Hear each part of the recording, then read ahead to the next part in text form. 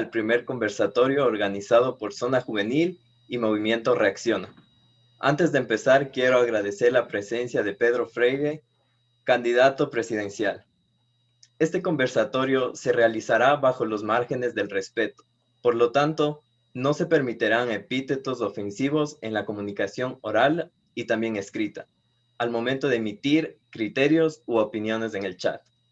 Damos paso entonces a Carlos Carrera, moderador del conversatorio.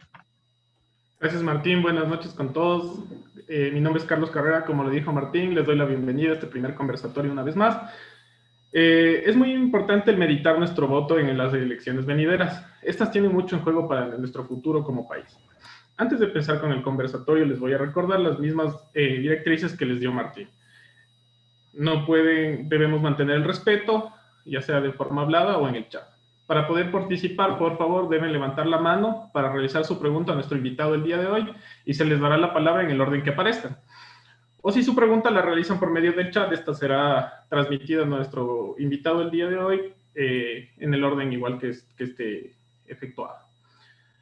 Bueno, les voy a dar una pequeña introducción de quién es Pedro. Pedro es un quiteño de 49 años de edad. Sus estudios desde el jardín o desde el kindergarten los realizó en el colegio alemán. En este colegio fue presidente del consejo estudiantil y en la misma obtuvo su título de bachiller en ciencias sociales. Una vez que termina el bachillerato, continúa con sus estudios en la Pontificia Universidad Católica del Ecuador en la Facultad de Jurisprudencia.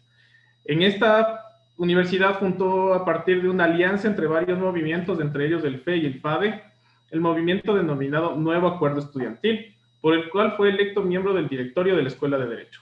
Su periodo inicial en formación profesional se convirtió en un tiempo compartido entre el estudio y el trabajo. A lo largo de su vida, hasta el presente, marcó su vocación en lo que se convertiría con el tiempo en su práctica profesional y más completo espacio de realización, lo que él denomina práctica en energía, en la que incluye contratación privada y pública, riesgo político o asuntos gubernamentales, medio ambiente, minería, hidrocarburos, negociación y arbitraje. En 1997, junto con sus compañeros de curso de la Universidad Católica, Darío Ávila Larrea, Ricardo Calderón Pasquel y George Lalama Roballo, fundó AFC y L Abogados. Para el 2004, gracias al impulso de sus socios, logró obtener su título de abogado y licenciado en Ciencias Jurídicas en la Universidad Internacional SEC. En materia de emprendimiento y contratación en sectores energéticos, ha actuado como abogado, director y negociador para empresas canadienses, estadounidenses, alemanas, españolas, suizas, francesas y chinas. Desde 2015 ha estado activo en el auspicio de varias causas sociales contra el autoritarismo, actuando como vocero del colectivo social denominado Quinto Poder. Con esta pequeña introducción le damos nuevamente la bienvenida a Pedro Freire, iniciando el conversatorio, para lo cual, Pedro, tienes la palabra, para que nos expongas tu plan de gobierno y una vez concluida la exposición del mismo, procederemos a las preguntas de los jóvenes. Pedro, tienes de 5 a 10 minutos para exponernos tu plan de gobierno, por favor. Tienes la palabra. Ok. Gracias, Carlos. Gracias, Martín. Gracias a todos los que están presentes y a todos los que van a seguir esta transmisión. Es un privilegio poder estar dirigiéndome a través de ustedes con un grupo de jóvenes que, de hecho, espero tengan preguntas que puedan retarnos a plantear de la manera más clara el contenido de este plan. Quiero explicarles primero que nuestro objetivo dentro de este plan no simplemente es hacer una oferta electoral. Yo provengo de un proceso social denominado el Quinto Poder, que desde hace 5 años identificó falencias dentro del sistema de vida que tenemos, falencias en la República concretamente, que estructuralmente estaban condenadas a llevarnos al fracaso económico. Nuestro pronóstico indicaba que para el año 2022 la economía del Ecuador iba a tener números rojos, es decir, que probablemente sin pandemia estaríamos en condiciones similares a las que estamos hoy y probablemente hoy estaríamos en poco tiempo en condiciones peores de las pronosticadas. Hace más o menos 3 años apoyamos la candidatura presidencial de Guillermo Lasso con la expectativa de que se pudiera articular mecanismos que pudieran recuperar una lógica económica al menos mejor que aquella en la que nos había metido el sistema.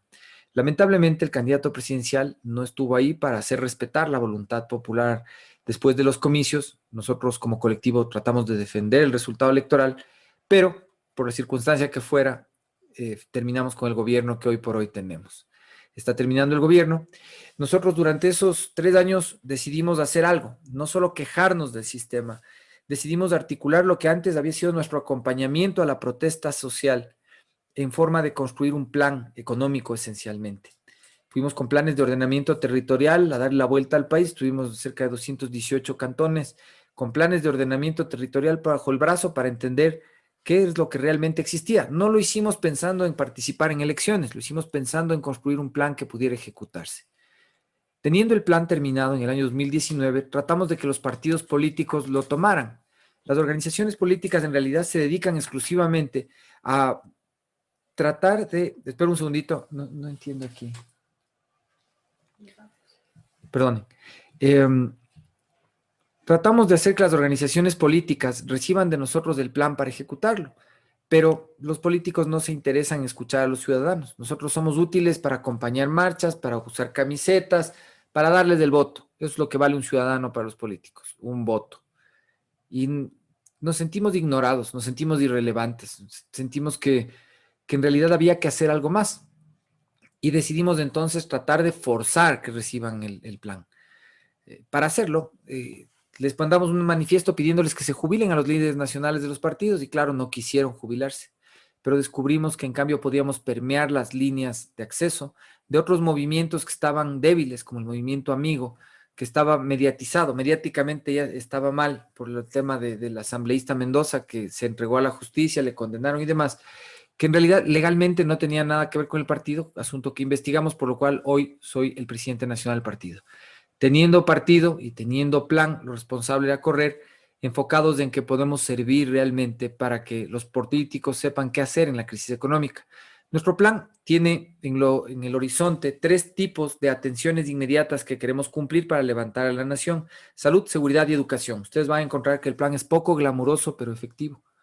Nuestro sueño de largo plazo es un Ecuador agroindustrial que no depende de ningún recurso no renovable, sino que depende del talento humano, de la capacidad de colocar productos verdes de certificación local en mercados internacionales, que puede estructurar alrededor de la economía popular y solidaria el paso entre el cooperativismo y el corporativismo, sin pasar por intermediarios, que necesita de dinero propio, sin embargo, para poder construir ese sueño agroindustrial, turístico, saludable, y que nos forza a tomar una decisión que es plantear en las circunstancias en las que entendemos que el mundo necesita estar menos contaminado y más sanos, una decisión estratégica que tenemos que asumir como nación con valor. Y ese es duplicar la producción petrolera del país en un plazo muy corto. Tenemos que terminar con el petróleo para poder quitarnos de encima el endeudamiento, recuperar el ciclo de pagos y construir el país que queremos. El negocio de la industria petrolera en nuestro país está en manos de pocas personas que básicamente son un círculo de corrupción que se dedica a comprar y vender servicios, porque la chequera del Estado está dedicada a comprar servicios petroleros, no a producir petróleo, sino a comprar servicios. Les voy a poner un ejemplo bien claro. Pozos que deberían estar cerrados siguen pagando para la producción de petróleo porque lo que les paga el Estado a los contratistas es la inyección de agua. Entonces, ensucian los ríos y les pagan por ensuciar los ríos y no producir petróleo. Esto sucede así porque el sistema le entrega la chequera a un político que se encarga de usarla para enriquecerse él y enriquecer a las personas de su entorno. Cuando el Estado no cumple su función social, el sector privado menos cumple la suya. Para nosotros el Estado tiene una función social que resume todo lo que hace, y eso es dar certezas. Y el sector privado tiene una función social que es correr riesgos. Cuando el Estado corre riesgos, el sector privado se enriquece ilícitamente. Cuando el Estado da certezas, el sector privado hace su trabajo, cumple la ley y genera una economía saludable. Parar la economía del Ecuador en números rojos, como está hoy cerca del 9% en negativo, implica un esfuerzo gigantesco. Y de hecho, en un periodo económico en el que tenemos que ser sinceros y decirles a los ojos, las horas más oscuras están por venir. Pero la manera de levantarnos al día siguiente, de poder encontrar la luz nuevamente, va a ser trabajar juntos en las cosas que sí podemos hacer y no en las que no podemos hacer. Por eso, la producción de petróleo de manera inmediata es el camino para garantizar la recomposición de la economía. Pero no es un boom petrolero lo que proponemos, no se confundan. Lo que estamos proponiendo es un plan agresivo y delimitado de extracción petrolera para generar recursos para primero y ante todas las cosas devolverle el dinero a la seguridad social. Devolver el dinero a la seguridad social nos va a permitir primero volver a ser creíbles con nuestros acreedores para que no nos pongan el pie en el cuello. Hoy por hoy, los multilaterales nos tienen puesto el pie en el cuello porque somos unas personas que parecemos irresponsables. Parecemos alguien que no tiene trabajo y está dedicado a la copa y encima va al banco y sin tener trabajo quiere que le presten más plata.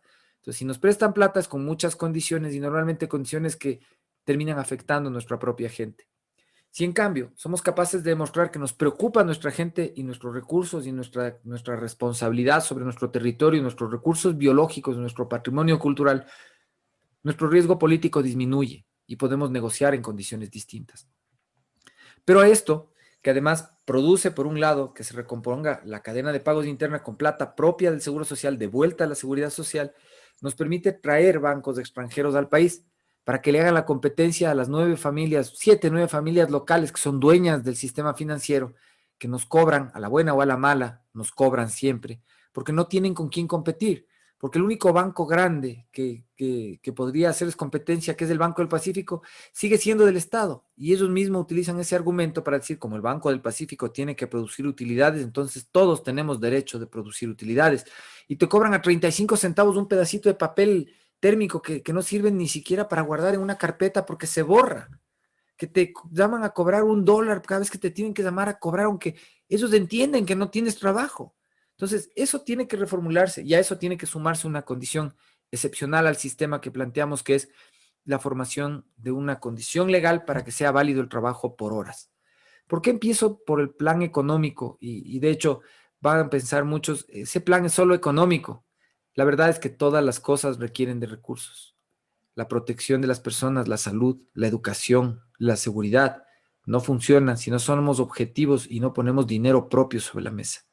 Tú no puedes educar soberanamente a un pueblo si dependes de un préstamo de China o del Fondo Monetario o del Banco Interamericano de Desarrollo.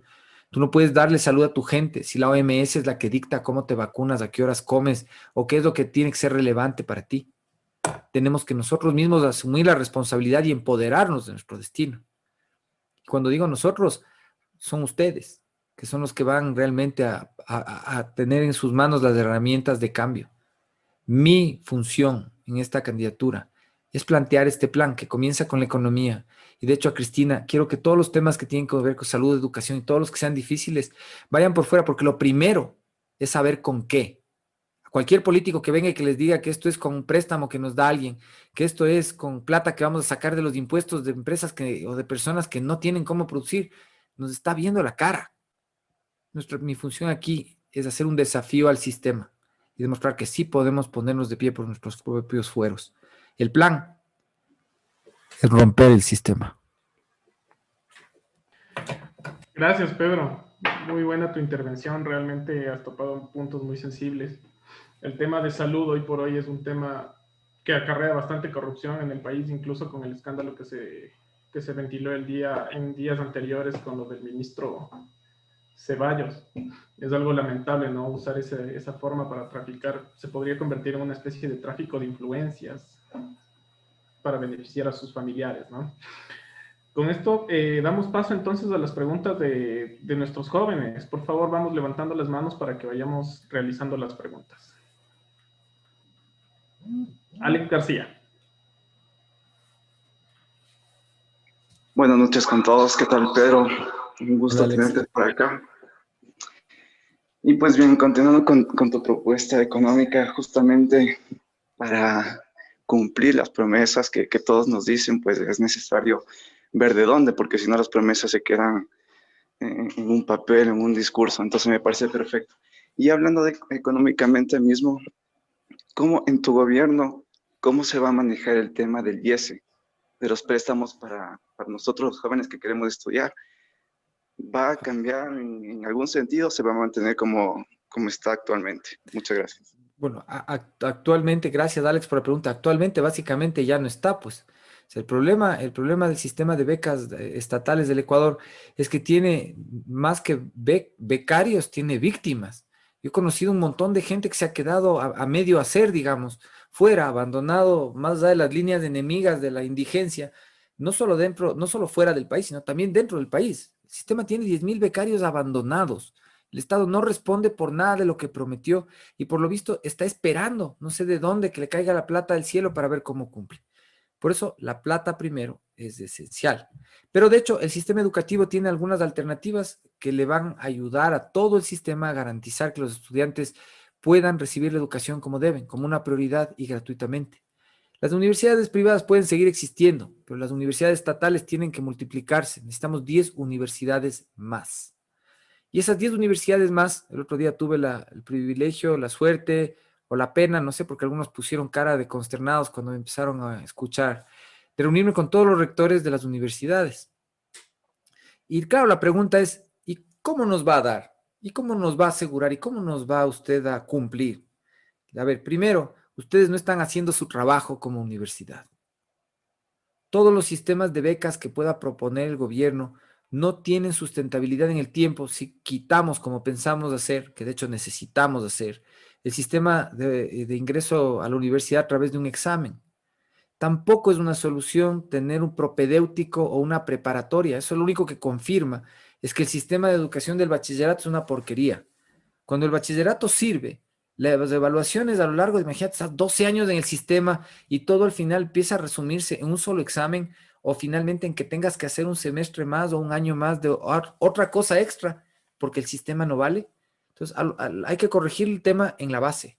La educación hasta el nivel de bachillerato tiene que modificarse para darte habilidades técnicas que sean acreditables en el nivel de educación superior, que te permitan acumular experiencia, inclusive para poder tener independencia laboral de una manera más rápida. O sea, los jóvenes, hasta donde yo entiendo, en nuestro país tienen que trabajar y lamentablemente lo hacen por supervivencia. En la mayoría de países en donde el asunto está mejor organizado, los jóvenes a los 16 años ya luchan por su independencia económica. Yo tengo mis hijos que han tenido que irse por su opción vocacional fuera del país, tienen la suerte que pueden trabajar y estudiar. Tengo una hija pintora y un hijo músico, a los cuales de hecho desde siempre les he dicho que sigan su vocación, que es la mejor fórmula de tener éxito en la vida, y eso le recomiendo a todo el mundo. Pero el sistema tiene que ayudarte a construir esos sueños. Y para eso las universidades tienen que desarrollar acuerdos de participación para la elaboración de desarrollo científico con el sector privado y con otras universidades. Si no, el asunto que se mencionó un rato antes de que comenzáramos sobre el tema de la infraestructura y conectividad que tiene el sistema educativo, que tiene cada universidad, se mantendrá siempre subinvertido. Es decir, no se harán las inversiones necesarias para poder garantizar el acceso oportuno y continuo, no solo de los alumnos, sino también de los educadores. No hay posibilidad de que la investigación se sustente. Si es que esperas que el Estado, como hoy se ha demostrado, que puede caer en una carencia absoluta de recursos, sea el que aporta al sistema, cuando las universidades legalmente pueden hacerlo. Entonces, una manera de sostener el sistema de becas es garantizar, desde el punto de vista fiscal, tal vez debí comenzar por ahí, es garantizar la independencia de las asignaciones para los recursos de educación becaria en cuentas separadas de la cuenta única del Tesoro Nacional. El problema hoy por hoy es que muchos recursos entran a la única cuenta de la chequera de los políticos que se gastan en lo que ese rato les conviene y no en lo que se planifica que debe invertirse, porque funciona así la perversa lógica del sistema en donde los políticos son más importantes que los científicos. Es la estupidez más grande que puede hacer una nación. La otra es que las universidades, vamos a ponerle, como se dice vulgarmente, vamos a poner el chuzo atrás para que caminen a desarrollar fondos propios, a desarrollar patentes, a desarrollar derechos de autor sobre textos que pueden compartir con educadores, con investigadores y con estudiantes, que les permitan tener plata por sí mismas para hacer que el sistema sea sustentable. Caso contrario, vamos a vivir la mano toda la vida estirándole la mano al Estado y vamos a seguir buscando cómo producir más petróleo cada vez, porque vamos a ser cada vez más dependientes de cómo el Estado produce. O vamos a tener que tener impuestos cada vez más altos y por lo tanto empresas cada vez menos competitivas o inversiones que vengan al país cada vez más exiguas, es decir, menos inversiones. La lógica con la que planteamos las cosas, yo entiendo que sí, no es parecida a la que están haciendo los otros planes de gobierno, pero es porque no estamos dispuestos a decir lo que la gente quiere oír, sino lo que necesita saber. Muchas gracias, Pedro. Carlos, yo sé que estoy fuera de pregunta, pero quiero comentar solo un pequeño detalle sobre el tema de las vacunas que se me quedó en la cabeza el momento que pronunciaste. Y es que lo que estamos viendo en el manejo de la vacunación, yo sé que vamos a llegar después a salud, pero no quiero que se me olvide decirles esto. Yo creo que la manera más terrible de corrupción es ver que una élite puerca alrededor del poder pueda vacunarse primero que los médicos o las enfermeras. Es una élite puerca. O sea, esa nota hay que romper. Perdón, pero es que... Sí, sí, tranquilo, realmente es indignante, ¿no? Este tema de las vacunas, el día de hoy en varios lugares lo escuché y todas las personas tienen la misma indignación que tenemos todos, ¿no? Se suponía que estas 8.000 vacunas ya iban a ser para la primera línea de salud y ni siquiera llegó a la primera línea de salud, sino que a los panas de los hospitales y ellos son los primeros de ser vacunados. Sí, ¿alguna otra pregunta? Por favor, levanten la mano o podemos ponerla en el chat. Andrea Vázquez, tienes la palabra. Buenas noches. Bueno, en vista de cómo está la situación, como jóvenes nosotros estamos cansados de tanta demagogia y de falsas promesas, por lo cual nosotros buscamos que nos presenten planes alcanzables y claros, ¿no? Entonces, mi pregunta sería, ¿cuál es su posición en cuanto a la empresa privada y cuál sería la seguridad que se va a entregar a la misma para que ésta funcione dentro del país? A ver, yo voy 25 años trabajando en la empresa privada y te tengo que decir que nuestros empresarios privados son muy valientes, pero son muy deficientes. En realidad, también están acostumbrados a un sistema estadocentrista, en cual taita Estado es el que al final te soluciona las cosas. Entonces, cada vez que ha habido, por ejemplo, leyes de fomentos desde los años 70, cuando vino el primer boom, el boom petrolero, los empresarios aprovecharon para que les den préstamos que después no pagaron. Después vinieron los feriados bancarios, después vinieron tantas cosas en las cuales se provoca que nuestra empresa privada en realidad no funciona como empresa, funciona solamente como interés privado. El desarrollo de la empresa privada pasa por un ejercicio ético colectivo de toda la sociedad, en donde tenemos que reconocer el valor del emprendimiento, el valor de arriesgarse, la función social de asumir el riesgo, de pagar impuestos. Es ahí en donde, de hecho, nuestros empresarios en general son muy malos pagadores de impuestos. La mayoría de gente se precia de ser viva, de bypasearse el sistema, de pagar poquito y de que nadie le note, de conseguirse el contrato rápido porque logra ser influyente, porque sale en la foto, está en la página de sociales y es amigo del ministro. Eso no es empresa privada, eso es interés privado. La empresa privada se desarrolla a través de experiencias exitosas que el Estado tiene que impulsar, especialmente de los que pueden exportar bienes y servicios ecuatorianos, porque a los ecuatorianos nos encanta la dolarización. O sea, no sé si alguno de ustedes sueña con que ya no haya dolarización. Creo que la mayoría sí le gustan los dólares. Y para que haya dólares tenemos que exportar. Para exportar tenemos que apostarle a los que tienen esas capacidades, aunque sí sea algo chiquito, algo grandote. El que puede exportar es el que realmente protege la dolarización. No el supermercado gigante. El supermercado gigante se alimenta de nosotros. Es un monstruo grande que nos come a todos y no exporta nada. Se come los pocos dólares que deja la economía y no exporta nada. No quiero que piensen que estoy en contra de las cadenas de supermercados desde ningún punto de vista. Ellos hacen su negocio, pero en realidad son poco importantes para la vida de cada uno de los ecuatorianos porque no exportan nada. El cacaotero, el que siembra guayusa, el que tiene brócoli, el que tiene carne, el que realmente le mete el sueño de ser más grande, porque lo que vende puede trascender las fronteras del país. Y eso incluye el sector hotelero, la hospitalidad, porque nuestro país en el tiempo tiene que concentrarse en lograr que eso sea una industria para sostenernos a todo, exporta. La empresa privada tiene que concentrarse en esas actividades que nos permitan exportar, Andrea. Y esa empresa privada concentrada en eso va a tener nuestro apoyo completo. Es más, va a tener la promoción de parte del Estado. Pero no solo de los amigos del ministro, como ha sucedido en este gobierno, sino para todos los que quieran emprender. Hoy por hoy es necesario bajar los impuestos, pero para bajar los impuestos, que ya le han oído a un montón de candidatos que dice eso, es necesario entender de dónde más sacamos plata para funcionar. Y nuestra propuesta es apelar a la responsabilidad de ustedes como más jóvenes. Todos tenemos que contribuir. La solidaridad no es una relación humana de una vía. No es que tú eres solidario conmigo. Tú eres solidario conmigo y yo soy solidario contigo.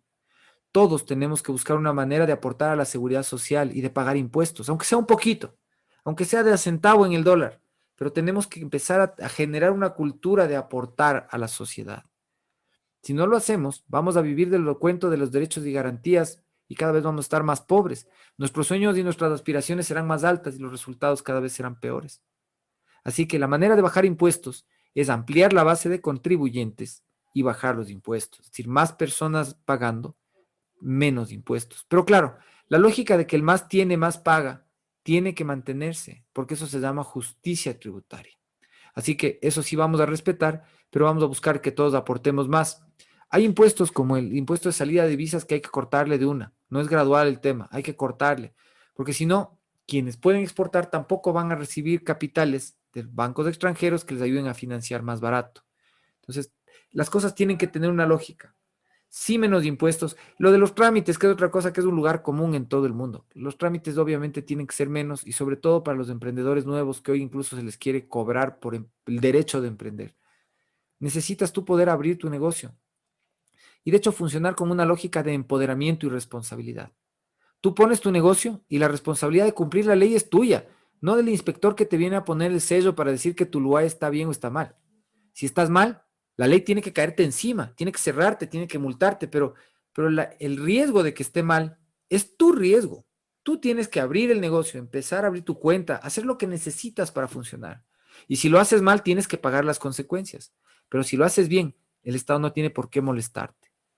Entonces, esa es un poco la lógica en general de cómo funciona. En el tema del agro, obviamente, favorecer e impulsar la formalización de las actividades alrededor de la economía popular y solidaria para que podamos llevar los productos fuera de la cooperativa a la corporación y de la corporación al mercado internacional, sin que dependamos de intermediarios, sin que dependamos del dueño de la camioneta, del dueño de la lancha grande o de la apiladora, porque los mismos productores van a ser dueños de esas infraestructuras. Nosotros vamos a encargar de que suceda así. Les vamos a dar el mercado, pero el trabajo tiene que hacerlo cada uno. El Estado no tiene plata para andar regalando. Muchas gracias, Pedro. Tenemos una siguiente pregunta por parte de Fátima. Fátima, tienes la palabra, por favor. Muchas gracias, Carlos. Muy buenas noches, Pedro. Buenas noches a todos y todas. Bueno, sí es bastante interesante poder tener como esta interrelación, ¿no? Un poquito más cercana con las y los candidatos que están actualmente. Y bueno, mi pregunta va más a un tema del que pude como más o menos investigar. Yo actualmente soy parte de un colectivo jurídico universitario y nos enfocamos bastante en temas de educación. Haciendo un análisis de las propuestas de las y los candidatos, encontramos una que nos pareció un poquito particular y precisamente se refiere al tema de, lo voy a leer textualmente, ¿no? Porque, Claro. sí. Bueno, es que los jóvenes complementen junto con la educación secundaria la obtención de un arte u oficio que en casos de emergencia pueda transformar al estudiante universitario en mano de obras con formación superior. Entonces, acá nos quedó el tema como un poquito en el aire. Quizás no sé si me puedes explicar Claro. cómo se va a hacer, cómo se va a concretar, cuál es la idea concreta en sí. Es una reforma de currículum que básicamente te permite, estando en la secundaria, diversificar el ámbito en el cual te vas a enfocar para cumplir tu bachillerato. De hecho, la expectativa de largo plazo es que todos podamos tener un bachillerato internacional. Hoy por hoy el sistema está formalmente instaurado, pero tienes un nivel de graduados, creo que es del 2% más o menos, o del 3%. Es una cosa muy baja, que de hecho depende de que los profesores tengan mejor formación para poder lograr éxito en el sistema. Eso se implementa en el tiempo. La reforma de currículum que planteamos también necesita tiempo para implementarse y funciona ya en varios países de distintas maneras. Colombia, para no ir muy lejos, ya lo puso en marcha, distritalizó el país en 5 distritos que promueven las habilidades técnicas dependiendo de las capacidades económicas de cada una de las zonas geográficas en donde funciona. Por ejemplo, si tú eres un alumno de la Orinoquía, es digamos la Amazonía norte de Colombia, resulta que tienes una zona ganadera y agrícola muy potente. Entonces, las habilidades técnicas que te ofrece el bachillerato en esa zona están asociadas a la producción pecuaria, a la producción agrícola, a la logística propia de la agricultura y de la ganadería. Y tú aprendes tus habilidades, de hecho, de una manera compartida con tus estudios, en donde además empiezas a hacer unos pequeños créditos de educación dual. Tú cuando llegas a graduarte de bachiller ya tienes habilidades y puedes ir a la universidad teniendo créditos por adelantado en lo que hayas querido estudiar. Pero Tienes, por ejemplo, en la zona de Cartagena, habilidades técnicas asociadas a la industria petrolera y a la industria turística, que son las que priman en esa región. Si tú quieres ir a estudiar allá, el Estado te tiene que facilitar movilizarte. Esos jóvenes en Colombia están movilizándose dentro del bachillerato a los 16 años. Nosotros aquí sí, todavía tu mamá tiene la lógica de que te quiere entregar en el altar y ese momento mi hija no se va de casa antes de eso. Mi hijo se va de aquí solo con el título de ingeniero, pero son taras culturales que nosotros tenemos. La gente hoy por hoy, ustedes, solo necesitan independencia económica para ser independientes. El sistema tiene que favorecer el hecho de que puedan ser independientes. Entonces, esa reforma en la secundaria te permite además orientarte vocacionalmente de una manera más fácil y en la necesidad de la coyuntura, es trabajar y estudiar, porque la mayoría de ustedes les va a tocar eso con el tiempo, pues puedes hacerlo por partes. A veces, bueno, entras con créditos de ignición, ya tienes créditos a favor tuyo, si obviamente te encaminas dentro de la misma formación de habilidades por la que optaste. En año y medio de entrado al sistema técnico, ya tienes un nivel técnico completo. Tercer nivel técnico completo.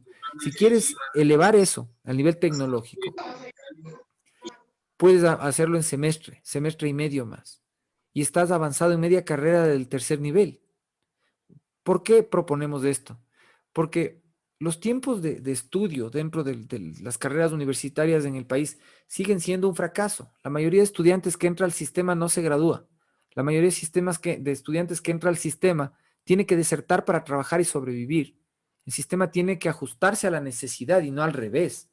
Entonces, el sistema tiene que entender que tú unos semestres tendrás que trabajar y otros de estudiar, o que tienes la posibilidad de trabajar y estudiar al mismo tiempo. Si no lo concebimos así, solo garantizamos que haya más gente que no cumpla sus sueños.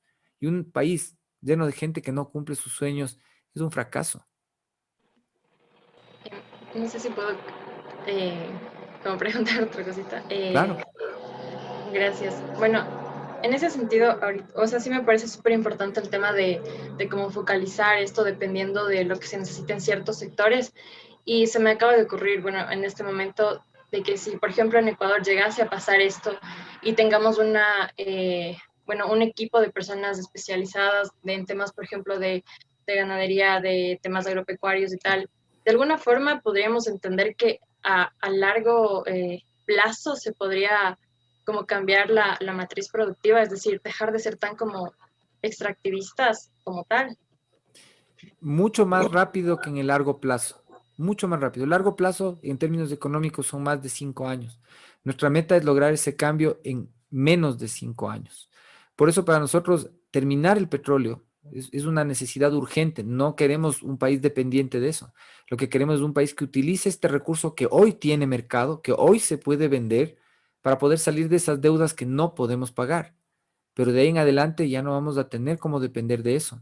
Inclusive la minería, que es una apuesta de muy largo plazo para ser llevada a cabo de una manera medianamente racional, porque la minería sí es bastante más contaminante que la industria petrolera y tiene que hacerse con más cuidado. Yo, de hecho, observo con prudencia, y tengo que decirlo, que la tecnología de ley va a ir mejorando. Y en la medida en que se mejore la tecnología, podemos ir pensando realmente en hacer mucho más minería o no. Pero no podemos depender de eso. Por eso yo no le apuesto tanto a ese tema. Yo digo, la tecnología avance su paso, el país enfóquese en el campo. Y Fátima, es algo que sí podemos hacer en 5 años si empezamos seriamente a darle habilidades técnicas a los jóvenes, a reforzar la educación de los maestros para que puedan hacer ese proceso. Y tenemos plata barata que venga del sector financiero privado y no del sector estatal para que suceda. Sí podemos hacerlo, pero sin depender del Estado. Muchas gracias, Pedro. Vamos a tratar de acortar un poco el tiempo en las respuestas, por favor, para poder avanzar con el resto de preguntas. Vamos a continuar. Tenemos una pregunta en el chat de parte de Bernarda Arteaga. Dice, buenas noches con todos. Para el candidato la pregunta, ¿cuál sería su propuesta sobre el cambio constante en los sistemas curriculares en la educación? Es una buena pregunta y eso es definir un buen currículum. O sea, los cambios constantes en el currículum educativo son algo que entiendo, no porque sea un pedagogo, una de mis actividades, digamos, de voluntariado es la educación. Es que la educación, como las ideas, como la filosofía, se sustenta en unos sistemas de pensamiento que al ser ideas son intemporales y las ideas no son de nadie ni pueden ser permanentes, tienen que estar colgadas en el tiempo y con oportunidad de cuando en vez ser bajadas de ahí para ser observadas, ser analizadas y a veces volver a ser colgadas o ser llevadas a la práctica. El sistema de educación es un sistema de desarrollo científico continuo. Entonces, los ajustes curriculares siempre deben suceder. Un sistema de estudio que cree que está escrito, de educación que cree que está escrito en piedra y se vuelve invariable, es peligroso, porque entonces se vuelve conservador, y ser conservador es peligroso. Gracias, Pedro. Continuando con el tema de educación, sí, yo también tengo una pregunta en ese sentido. Y bueno, actualmente en nuestra educación vemos que es una educación que básicamente es marxista. Entonces, ¿cuál sería tu propuesta ahí? ¿Continuarías con este tema de educación marxista o buscarías como un cambio un poco más a que la educación se centre netamente en ámbitos científicos para que después cada una de las personas puede elegir su corriente ideológica, filosófica? Tiendo a lo segundo, de hecho, yo te tengo que contar, o sea, al haber sido educado en el colegio alemán, mi estructura mental es marxista esencialmente. O sea, ese es el resultado del método experimental de los alemanes, eso es lo que nos tocó a los que nos formamos ahí. Y no es malo, te digo, o sea, yo no me quejo, pero siento que es anacrónico. O sea, hoy por hoy sabemos que hay mucho más que hacer, desarrollando la posibilidad de justamente no dar por sentado nada y poder experimentar con todo lo que está a nuestro alrededor. Siento que además de nuestro sistema es muy importante la experimentación a nivel de la incorporación de valores propios de nuestra cultura en el sistema educativo. O sea, lo que se llama valores ancestrales sigue siendo un montón de enunciados, para mi gusto, un montón de enunciados que están en textos que se consideran progres, pero que no hacen nada por llevarlos a la práctica en el sistema educativo. Y ahí hay mucho pendiente de la academia para que esto se implemente, pero el espacio tiene que estar en la experimentación justamente para que esos espacios puedan ser llenados con valores propios. Gracias, Pedro. Tenemos una pregunta ahora por parte de José Benítez. José, tienes la palabra. Buenas noches. En principio empiezo presentándome. Soy José Benítez, soy abogado, tengo una maestría en Derecho Procesal y Litigación Oral. Una de las cosas que a mí profesionalmente más me tiene preocupado actualmente es el hecho de que, si bien es cierto, tenemos ahora un sistema judicial oral, la premisa de esto es que los juicios son más rápidos, hay mayor celeridad, mayor eficiencia. Uno tiene la audiencia, recibe la resolución en ese momento y a los días tiene ya su sentencia por escrito. Pero el problema que existe actualmente en este campo viene a ser que a los juzgados ingresan 15 procesos diarios, se resuelven máximo 3, y no hay un progreso en cuanto al tema de resolución de casos. Esto por una parte, ¿cómo tiene pensado plantear una solución? Porque a la larga el sistema judicial es una parte vital también para la salud ciudadana. Por otro lado, también mencionó bastante el tema económico como un eje principal para poder arrancar con una economía estable.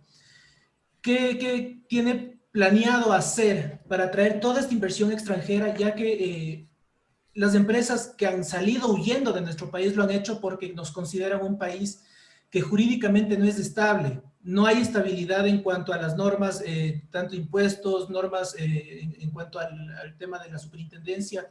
Y es como, el mundo es como un partido de fútbol. Uno no puede entrar a un juego con unas reglas y que a los 5 minutos le cambien todas las normas del juego y a los 10 minutos otra vez le vuelvan a cambiar y uno no puede adaptarse.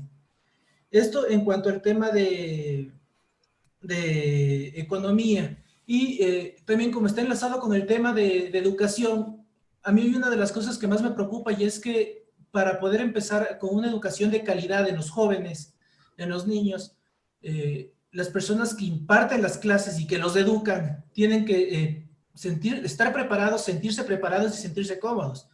Y esto es algo muy complicado cuando nuestros profesores en las escuelas y colegios, en su gran mayoría, por el 90% de profesores prácticamente, el salario que perciben es un salario básico o tal vez hasta un poquito más allá, pero no son salarios que permitan a los profesores vivir dignamente, y muchos de ellos tienen que trabajar en 2 o 3 colegios para poder mantener en sus casas. Y hay muchos casos en los que solo una de las dos personas en hogar trabajan, solo el padre trabaja o solo la madre o es madre soltera. Entonces es súper complicado para los profesores seguir perfeccionando su estudio, seguir estudiando maestrías, especializaciones para aportar mejor conocimiento a sus alumnos. A ver, en realidad son 4 preguntas que nos hace José. Voy a tratar de resumirlas todas. Y de hecho, voy a comenzar por las del foro profesional que compartimos ambos. La realidad que José les ha descrito para los que no son abogados es tal cual. Y de hecho, es una preocupación enorme que en nuestra concepción afecta sobre todo los ejes que tienen que ver con la seguridad. La seguridad jurídica es también una faceta relevante de lo que el entorno, no solo de los negocios, sino de la convivencia, permite un Estado exhibir a quienes quiere atraer como nuevos pasajeros, como inversionistas, como quienes quieren correr riesgo dentro de este escenario que es la República del Ecuador. Puntualmente, la certeza de que la función judicial tiene la habilidad, el conocimiento y la independencia para poder provocar el restablecimiento del orden cuando es necesario es uno de los factores más determinantes de la confiabilidad del país para poder tener inversiones. Hace algunas semanas hablaba con un parlamentario inglés que se dedica exclusivamente y tiene una chequera él solito de 10.000 millones de dólares para fomentar las inversiones inglesas hacia terceros países. ¿Qué es lo que tenemos que hacer para poder atraer algo de esa chequera de 10.000 millones de dólares a nuestro país? Y él me decía, tu país no está en la lista de prioridades de inversión del reino, del Imperio Británico, del Reino de Inglaterra. Y yo le decía, ¿pero por qué? Le decía, por falta de seguridad jurídica. Y me dice, es peor que eso. Me dice, es por la certeza de que las élites del país no quieren que el sistema sea un sistema abierto, una democracia liberal, un sistema de justicia independiente del poder ejecutivo. A la comunidad internacional le sigue sonando el hecho de que el Ecuador lo que tiene es un poder político centrado en alguien que elegimos como presidente y se convierte en taita Dios de todas las cosas. Y eso sí se nota desde fuera. Entonces, ¿qué es lo que ve un inversionista, además de todos los factores que de manera muy clara ha señalado José? Es que en el Ecuador, aunque las cosas estén bien escritas, tú necesitas padrino para bautizarte. Así de claro. Entonces, cuando tú les dices, vengan, te dicen, o sea, si entre ustedes no se respetan, ¿cómo así voy a creer yo que me van a respetar a mí? Si entre ustedes no se respetan, ¿por qué tengo que creer yo que me van a respetar a mí? Ese es el nivel de desconfiabilidad que tiene nuestro país. Entonces, tú puedes explicarles lo que quieras de las matrices de funcionamiento, de los avances que se han hecho en infraestructura, de los sistemas de la función judicial. Tú puedes enseñarles todo y te van a decir, pero ¿sabe qué? El problema es que no le puedo creer, porque por las galletas de la justicia se pasan los casos más notables de corrupción, se pasan los casos más notables de lobismo, de influencia alrededor del poder. Y ustedes no hacen nada. Ustedes, y me decía, es colega, obviamente, también es abogado este pana. Decía, ustedes como foros profesionales no hacen nada. Como foros académicos no hacen nada. Se reúnen, se autoindulgen, se dan palmaditas en la espalda y se dan aplausos porque están acostumbrados a hacerlo, porque están acostumbrados a vivir en el sistema. Por eso yo sostengo que lo que tenemos que hacer, José, es romper el sistema.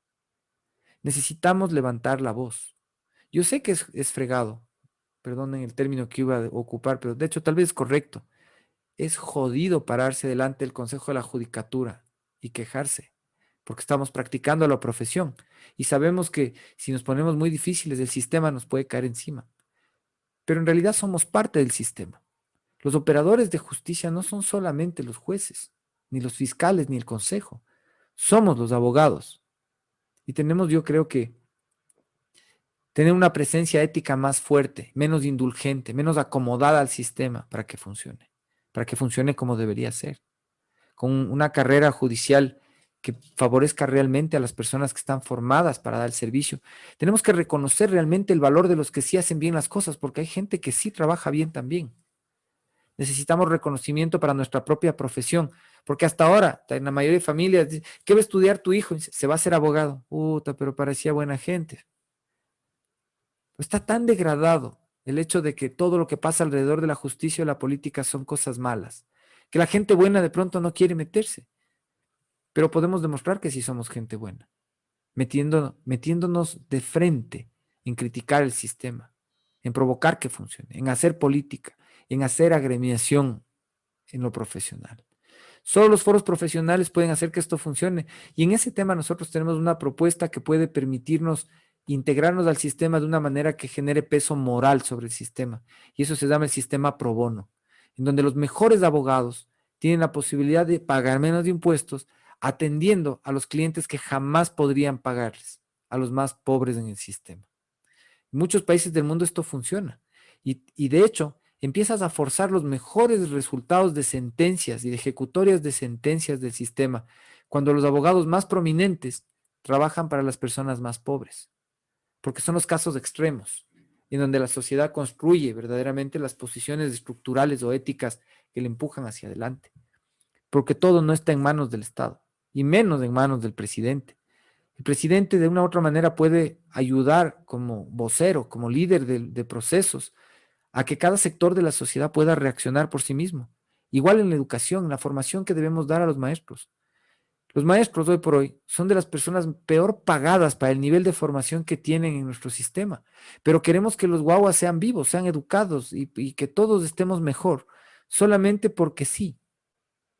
Solamente porque sí. Por eso para nosotros la salud, la educación y la seguridad son primordiales.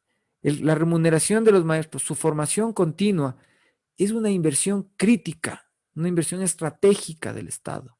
Nuestro proceso político no busca solo ganar unas elecciones, quiere construir una nación. Y una nación se construye a través de personas que no solo están motivadas para levantar una banderita en las elecciones, sino que están comprometidas con lograr que la sociedad funcione mejor. Por eso yo siempre digo esto, o sea, yo estoy aquí como parte de un proceso que desafía el sistema. No estamos aquí solo por las elecciones, estamos aquí por un cambio. Y José, todo lo que tú has señalado en el diagnóstico es correcto y se puede cambiar, no solo con lo que puede hacer el presidente, porque el nivel reglamentario y la gestión política son dos cosas difíciles de hacer. El reglamentario es fácil, pero hay poco de lo que se puede hacer a nivel reglamentario. El de la gestión política, en esa puedes estar seguro de que estamos comprometidos para mover al que sea y si es necesario cerrar la asamblea para cambiar esta cosa. Gracias, Pedro. Enlazando lo que acabas de responder, tenemos una pregunta en el chat. Y yo también tengo una pregunta. La pregunta por mi parte sería, regresando al sistema pro bono, estaríamos desapareciendo la Defensoría Pública, puesto que ellos ya trabajan para defender a las personas de escasos recursos. Ya, y te formulo de una vez la otra para que les contestes en hilo, ¿ya? ¿Y cómo evitar que una vez acabado con su gobierno venga otro nuevo y deshaga todos los avances? Esto lo formuló Jorge Villacres. Excelente pregunta. A ver, primero, no, la Defensoría Pública no es sustituible con el servicio pro bono.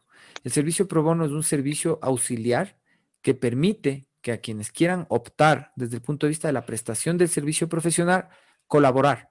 Y de hecho la tendencia es que lo hacen, pero tú no puedes prescindir de la Defensoría Pública, porque evidentemente puede darse la circunstancia de que a alguien le pudiera faltar las personas que trabajan pro bono.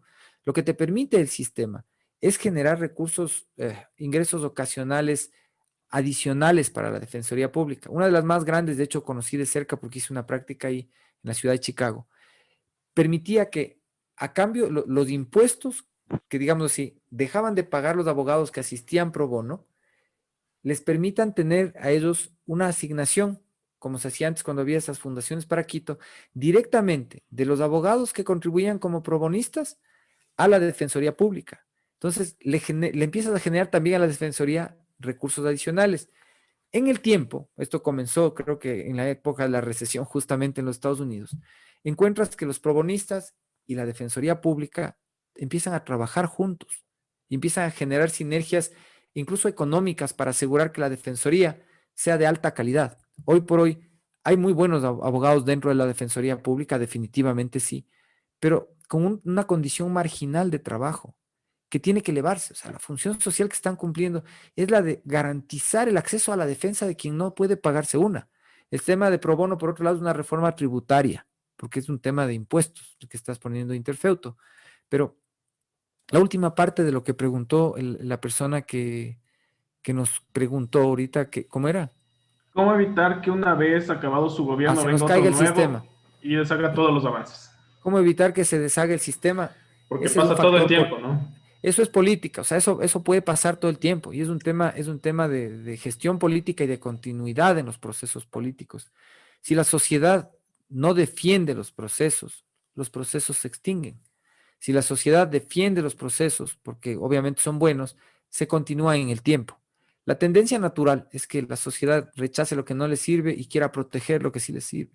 Excepto la hinchada de algunos equipos de fútbol que va desapareciendo y son inútiles, pero sigue el corazón latiéndoles ahí y siguen siguiéndoles a los equipos. Pero en todo lo demás, la gente solo le sigue lo que tiene resultados. Gracias. Tenemos una pregunta por parte de Cristina Torres. Cris.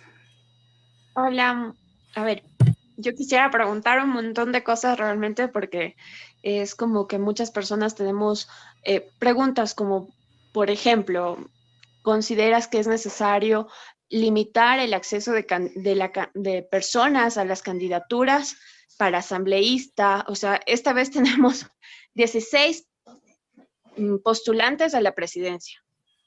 ¿Consideras que necesitamos cambiar ese tipo de política que se lleva en nuestro país? Una. Dos, preguntarte si es necesario y consideras que se debería disminuir la cantidad de asambleístas a nivel nacional. Otra también es que mucha gente habla y muchas personas están como preocupadas de esto, es si vamos a seguir manteniendo esos sueldos elevadísimos. Estamos hablando de que en el país los asambleístas ganan $6,000 literalmente por irte y no hacer nada. Cuando tienes tienen 4 o 5 asesores que ganan $3,000 cada uno. Sin embargo, la calidad de leyes que tenemos en nuestro país son paupérrimas, son pésimas realmente. Aparte de que nuestro sistema judicial, y regresando a la parte de la justicia, ¿consideras que el populismo punitivo es lo que realmente nos va a servir para terminar un poco con esta situación del crimen organizado? ¿O qué más allá, qué opción más humanista, tal vez un poco más lógica, le ves en vez de este populismo punitivo? Ya, y finalmente, bueno, luego quisiera intervenir con esta cuestión de los derechos humanos, pero para terminar quisiera saber, o sea, y es algo que nadie habla, que nadie le gusta hablar, nuestro país es un país chiquito, pero con una tasa de población altísima. Estamos hablando que para en máximo 10 años ni siquiera vamos a tener espacio para tanta gente.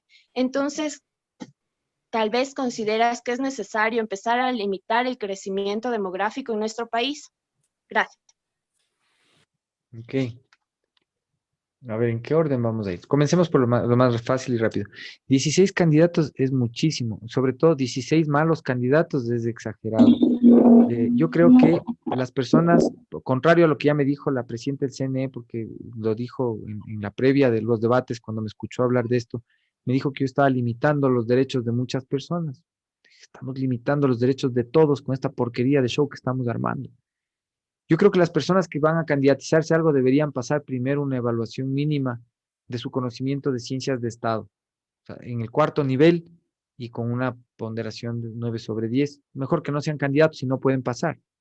Si no estudiaron, pues no, la vida no les permitió hacer eso, igual tendrían que conocer las cosas que están asociadas a poder proveer un servicio de representación, un servicio público óptimo. Así que examen para los candidatos me parece que sería lo mínimo necesario. Si para montar una moto te piden que des un examen, peor para subirte en una curul, yo creo que es indispensable, y peor para optar por la presidencia de la República. Creo que menos asambleístas sí es una opción y menos asesores definitivamente, en todo el Estado, no solamente en la Asamblea. Yo creo que las personas tienen que asumir las responsabilidades por sí mismas. Y hoy por hoy, una de las razones por las que hay tanta corrupción es que los políticos diluyen su responsabilidad en la presencia de terceras personas, en la presencia de asesores, de viceministros, subsecretarios y peor todavía, de gente de más bajo nivel, que normalmente es la que termina chupando las consecuencias de la inexperiencia, de la falta de preparación y de la temeridad de los políticos con el poder. Así que sí, deberían ser menos. Yo creo que la Asamblea Nacional debería tener un máximo de 24 asambleístas provinciales y punto. Y cada provincia debería escoger como asambleísta a una persona que tenga las calificaciones, además de un buen plan, la simpatía, lo que sea, que obviamente también se valora en política, pero que tengan la preparación mínima para poder ser legisladores y que como legisladores puedan escoger un asesor. No 2, no 5, no 10, uno. Y eso me parece que solamente por la logística de que si se tiene que agripar o necesita alguien con quien cuidarse la espalda y conversar frente a frente sobre los temas, escoja un asesor que sea de alto nivel para poder trabajar. De hecho, la economía de guerra en la que estamos entrando debería poder procesar algo de este tipo. Claro que a las gentes que llegan con el ánimo de que le tomen la foto, salir en corto, les inviten al cóctel o a las fiestas de Quito, entonces, claro, no les va a hacer gracia lo que digo, pero como digo, no estamos aquí para decir lo que la gente quiere oír, sino lo que necesitamos todos saber. Los sueldos altos, sobre todo en los asambleístas, me parece que son exagerados. En general, los sueldos altos en una economía pobre son una señal de ausencia de empatía con la mayoría de la gente. Yo creo que si los sueldos dan para estar altos para todos, está bien, pero una sociedad es tan fuerte como el más débil de sus miembros. Y si promovemos la diferencia económica, si promovemos la brecha digital, si nos hacemos los locos pensando que como hay poder simplemente se puede hacer lo que da la gana, estamos mal. Sí creo que a mayor responsabilidad puede darse una mejor compensación. Si tienes unos ministros como pensemos tener nosotros que no tienen subsecretarios, que tienen un mínimo número de asesores o de cortes y que le dan las posiciones de decisión a los funcionarios de carrera, quienes son los que realmente deberían participar en las decisiones, tal vez puedes considerar en subirle el sueldo a los ministros en funciones, considerando que trabajarán 20 horas al día, que cumplirán funciones específicas, que probablemente se van a cargar un montón de enemigos para ejecutar el plan que estamos proponiendo nosotros. Pero tiene que ser por periodos limitados de tiempo. Y tiene que ser, obviamente, bajo esa premisa a mí me parece válida de que nadie pueda ganar más que el presidente. Y el presidente, para que ustedes sepan, será un presidente que necesita menos que lo que está ganando el actual presidente, probablemente menos que lo que ganaba el anterior. Lo que no quiero es que se nos escapen los talentos grandes que necesitamos para poder ejecutar el plan. Así que en nuestro proyecto sí va a haber probablemente gente que gane más que el presidente y probablemente sean los ministros, porque ellos van a asumir el peso de las decisiones. Pero los asambleístas, mientras no sean 24 y no justifiquen que valen lo que cobran, realmente están robándonos a todos con su sola presencia en la foto de los asambleístas. Sobre los asesores igual, o sea, tenemos que tener los menos posibles. Y sobre la demografía, yo creo que la educación, verás, la demografía es algo que para poder controlar de una manera estabulada, o sea, controlar realmente cuántos guaguas vamos a tener como que fuera la producción de chivos, es un poco difícil. No estamos en ese estado de la tecnología. Sí creemos, sin embargo, que la educación sexual entre los adolescentes es indispensable. Y la información entre quienes no tuvieron buena educación, entre los adultos, es indispensable. Nos habla de generar empleo, nos habla... Sí, algo, Francisco. Bueno, en lo que seguía contestándole a Cristina, creemos que sí es necesario planificar de manera positiva el crecimiento de nuestra población. Solo piensen ustedes lo que pasa con el crecimiento de la demanda de energía. Cada vez que nace un niño, necesitamos más producción de energía. Esto no solo pasa aquí, pasa a todo el mundo. Pero la decisión personal de tener hijos es una decisión personal de las personas. No puede ser una decisión planificada del Estado. Eso desde nuestro punto de vista ético. Sí creemos que la educación sexual puede disminuir la incidencia de que nos reproduzcamos como hierbitas o como conejos. Sí, porque las decisiones informadas nos van a permitir organizar nuestras vidas de mejor manera.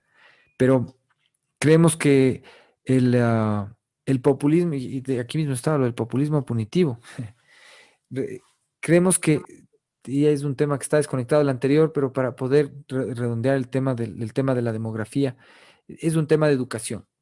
Es un tema de educación desde la niñez que tenemos que afrontar a través del sistema educativo y de las políticas que los expertos pueden sugerir. Siempre pensando en que los recursos alcancen para que no nos falte educación, no nos falte comida, no nos falte seguridad. Sobre el populismo punitivo, es facilito decir, denle una pistola a todo el mundo y endurezcan las penas y ya. Entonces, ya cumplí con el manual del que se da el discurso político y como que ya dije todo. Mentira. El tema, el tema de la política criminal comienza con la educación y termina con la educación. La rehabilitación social es un asunto de educación. El sistema de atención a los PPLs, a las personas privadas de la libertad, hoy por hoy es solo un sistema de infraestructura, es un sistema de paredes y de rejas y de espacios confinados, pero es nada parecido a un sistema de educación. Es un sistema que carece de asistencia psicológica, que carece de oportunidad para permitirle a las personas recobrar su dignidad. Y como ya dijimos antes, para nosotros la dignidad de las personas exclusivamente subyace en la posibilidad de trabajar. Creemos que no es ninguna opción que se pueda privatizar el sistema. De hecho, hay algunas personas, candidatos que entre los debates he tenido oportunidad de conversar con ellos y piensan que esa es una solución. Parece que es una visión absolutamente errada de lo que consiste el papel, el rol del Estado al crear certezas. Es necesario darle oportunidad a esas personas de verdaderamente volver a la dignidad. Y más bien el sistema tiene que empezar a ser un sistema que nos dé la oportunidad de recuperarnos.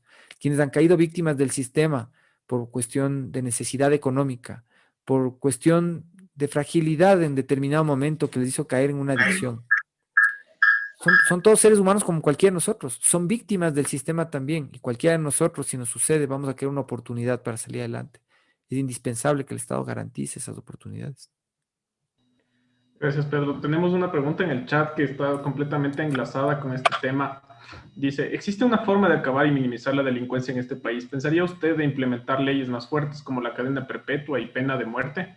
No puede. No, la verdad, o sea, más allá de lo que diga la Constitución, porque la Constitución al final de cuentas para mí es solamente unas letras en un papel.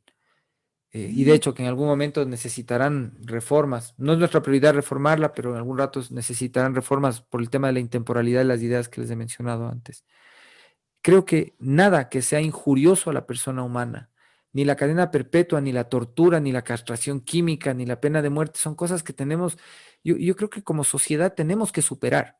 Yo cuando oigo esas cosas me suena como cuando rascan un pizarrón, así, qué bestia, puede ser posible que a estas alturas de la vida hablemos cosas así. Personas de cuello y corbata que hasta parecen inteligentes.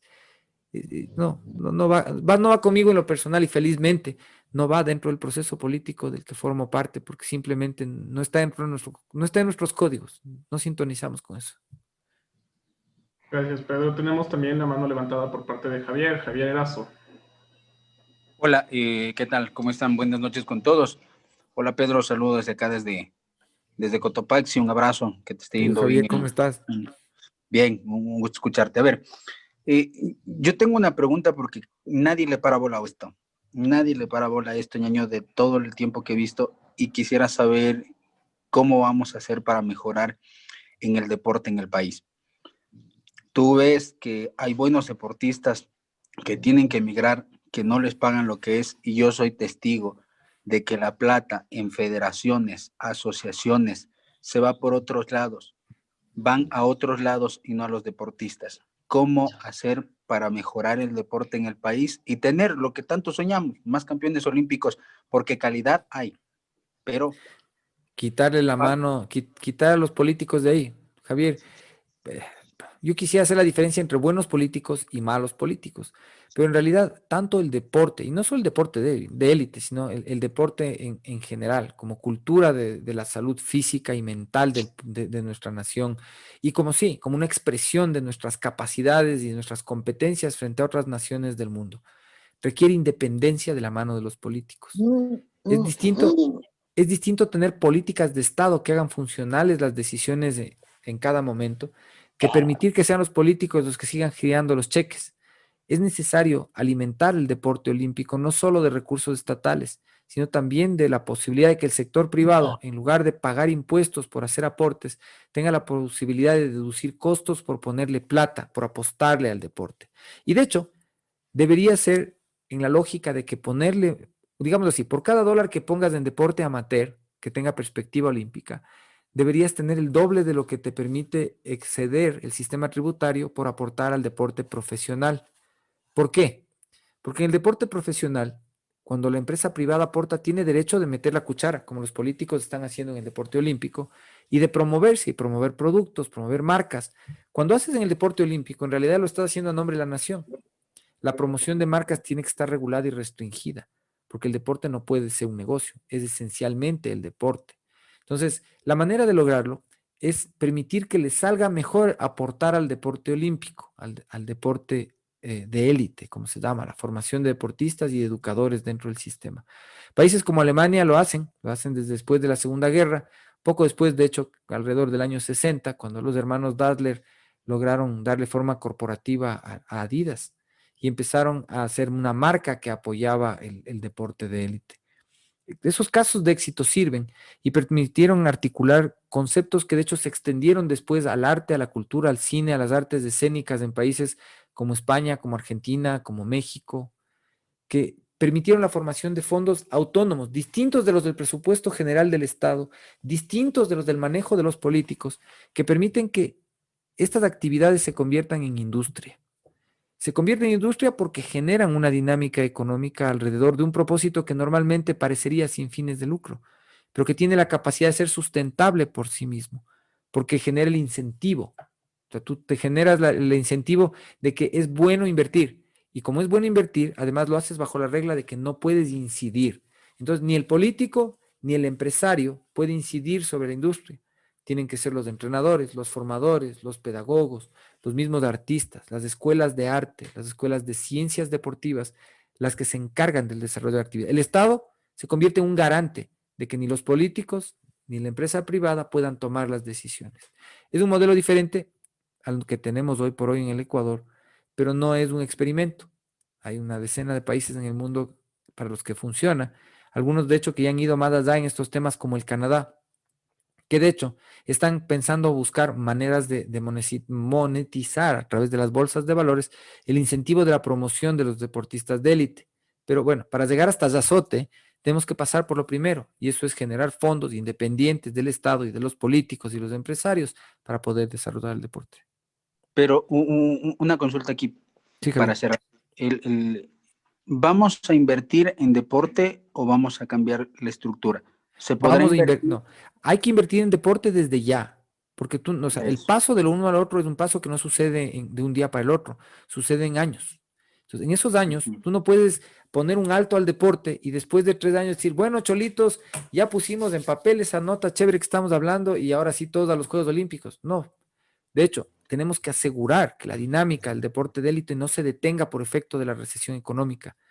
Hay gente que incluso me ha dicho, me dice, pero si tú mismo dices que hay cosas que son más importantes, la seguridad y la educación. Sí, pero el deporte es salud y es educación. Nosotros no nos estamos haciendo los otros. No podemos obviarnos del deporte porque es parte de esos ejes esenciales que tenemos que conservar.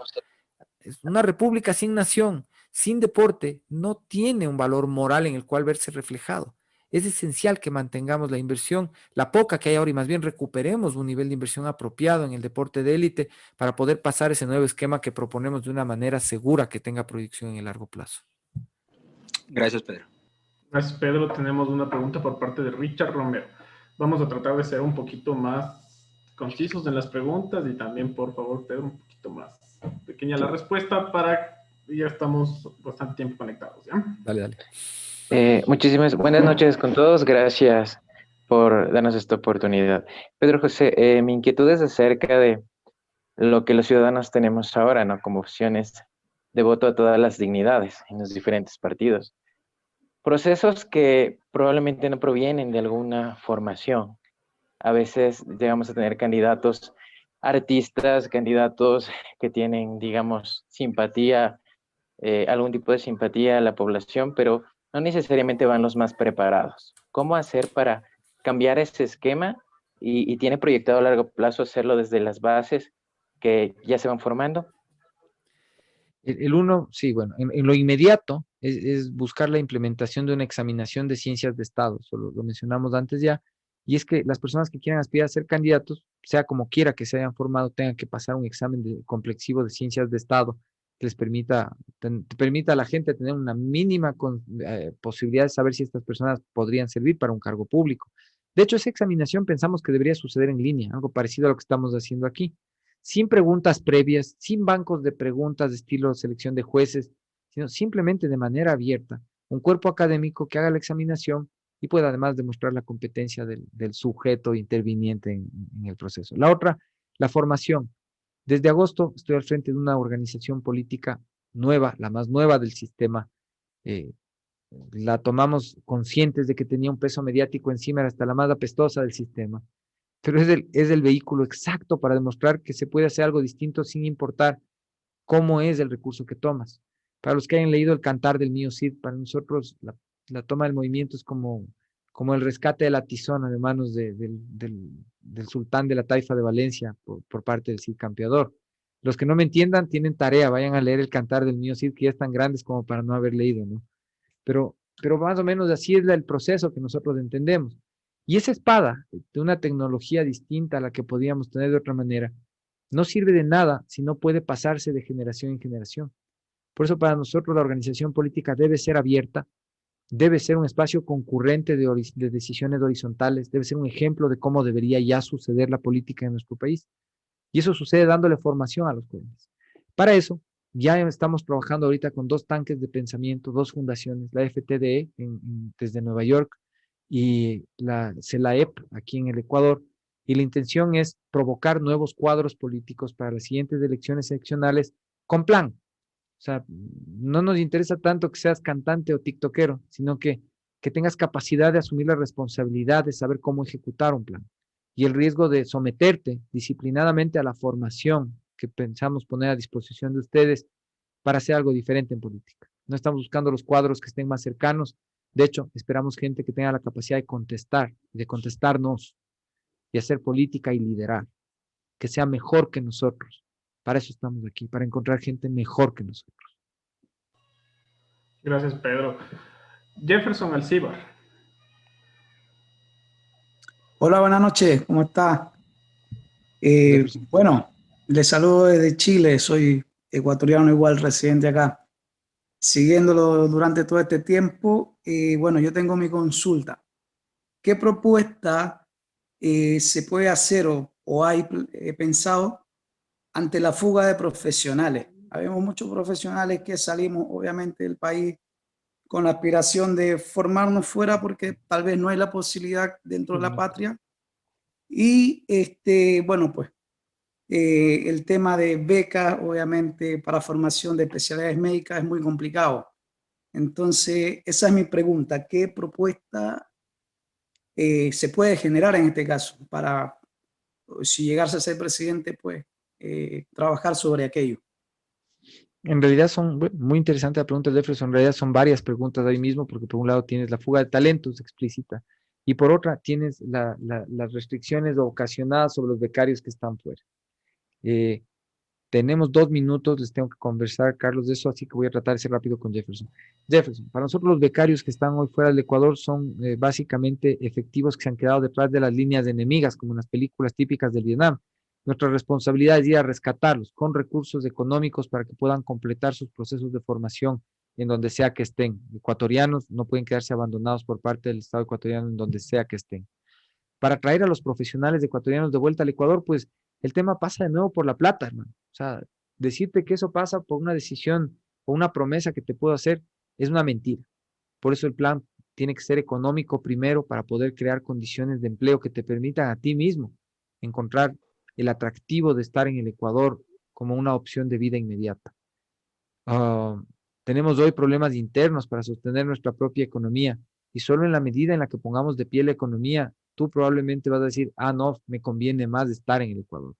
Lo que podemos hacer, y eso vamos a hacer para todos los profesionales nuevos, si eres un postgraduante, efectivamente te puedes considerar un profesional nuevo, es tener exenciones de impuestos plenarias por periodos largos, inclusive hasta que puedas justificar el pago de tu propia formación superior, incluso si no fueron becas del Estado ecuatoriano por periodos de 25 años.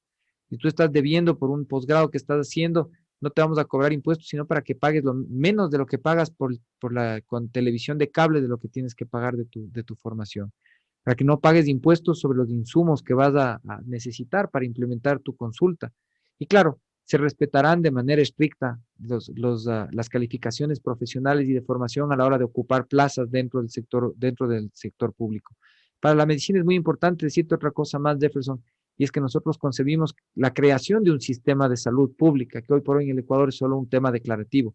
Hoy por hoy tienes salud de redes de sistema, tienes la seguridad social y tienes el sector privado. Los clientes, los pacientes que van a la red pública quisieran que les atiendan como el IES, los que van al IES les gustaría que les atiendan como en la clínica privada y los que van a la clínica privada sienten que les roba el sistema. La manera de mitigar este tema y garantizar la estabilidad laboral de los servidores dentro del proceso es asegurar que el servicio sea 100% público, pero atendido por operadores privados que puedan responder primero por la carrera de los servidores, tanto los médicos como el personal de apoyo y logístico del sistema de salud, cuanto por el otorgamiento de las prestaciones a los usuarios sin cobrarles por adelantado, sino garantizando que es el Estado el que tiene el control de asegurar que con oportunidad y con calidad y con humanidad se pueda atender a las personas y remunerar apropiadamente a los servidores. Estoy pasado un minuto, Carlos, y ahí me va a reventar la llamadita. Muchas gracias, candidato. Muchas gracias, Pedro. Este conversatorio realmente ha sido muy, muy importante conocer tus propuestas y todo. Vamos viendo, ¿no?, cuál es el panorama electoral que tenemos, vemos cuáles son los cuadros, vemos tus respuestas muy acertadas desde mi punto de vista, la verdad. No nos queda más que agradecerte y quizás nos puedas ayudar sobre una próxima entrevista contigo mismo, un próximo conversatorio, poderle expandir más, porque tenemos un poquito de preguntas ahí en el aire todavía. Al revés, Carlos, más bien me comprometo. Ustedes, de hecho, son un grupo que han planteado muchas preguntas con absoluta inteligencia. Me quedo con toda la curiosidad de oír las preguntas de Cristina, así que más bien quisiera que en interno pactemos una segunda parte de esta conversación urgente, porque me siento que más bien estamos a medias en este diálogo. Y Cristina, no quiero fallarte. Quiero tus preguntas y las de los demás, por favor. Así que me voy a tener que despedir por ahorita y no hago discursos de cierre ni nada. Les pido, sí, por lo que sea, tienen que votar por mí, pero dejemos de esa conclusión para después de acabar la segunda conversa.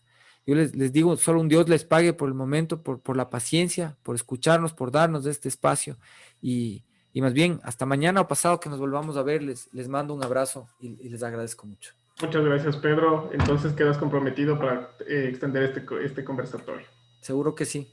Gracias. Chao a todos esta noche. Suerte en tu campaña. Gracias. Gracias.